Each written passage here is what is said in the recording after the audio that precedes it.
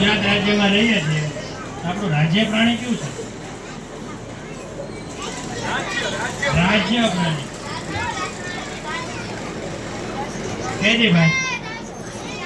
હે સિંહ સાચું છે? નથી સાચું તો સુરખાબ. સુરખાબ છે પ્રાણી છે.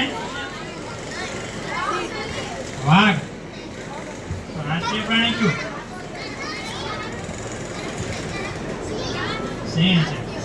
વાઘ છે આપણું રાષ્ટ્રીય પ્રાણી, બરાબર. તો તમારે કદાચ સમાજ વિદ્યામાં આવતું હોય કે વાઘ છે હે પેલા સિંહ છે ને આપણું રાષ્ટ્રીય પ્રાણી, પછી વાઘની સંખ્યા બહુ ઘટવા માંડી. સિંહની સંખ્યા તો ખાલી સિંહ તો આપણે ગીરમાં જ જોવા મળે છે.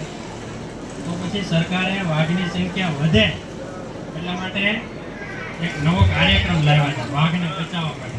એ કાર્યક્રમનું નામ આવડે છે કોઈને? વાઘની વસ્તી વધારવા માટે કાર્યક્રમ સરકાર લાવી હતી ભારત. બેન બોલો જી.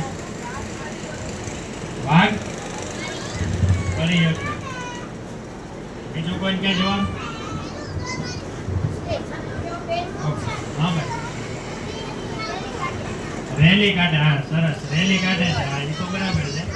એક સરકાર યોજના લાવી હતી ભારત સરકાર, વાઘની સંખ્યાને વધે, વાઘની વસ્તી બરાબર એનું સંવર્ધન થાય. એ પ્રોજેક્ટનું નામ હતું પ્રોજેક્ટ ટાઈગર. પ્રોજેક્ટ ટાઈગર લાવ્યું હતું. ત્યારથી સિંહ છે એને રાષ્ટ્રીય પ્રાણીમાંથી કાઢી નાખ્યો અને ત્યારથી વાઘ છે એ આપણું રાષ્ટ્રીય પ્રાણી છે. રાજ્ય પ્રાણી છે. રાજ્ય એ ગુજરાત. ગુજરાતનું રાજ્ય પ્રાણી જે સિંહ છે. એટલે આખા ભારત દેશનું રાષ્ટ્રીય પ્રાણી છે કયું છે? વાઘ. બરાબર ને? હવે ગણિતનો પ્રશ્ન થોડો કંઈક પૂછીએ આપણે. 4 નો ઘન કેટલા થાય? આંગળી ઊંચી કરવાની. 4 નો ઘન બોલવાનું. 4 નો ઘન શું જવાબ મળે? 62. 64. કોણ 12 બોલ્યું હતું?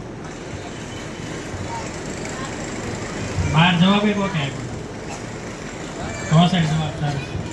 ચાલો પછી ત્રિકોણનું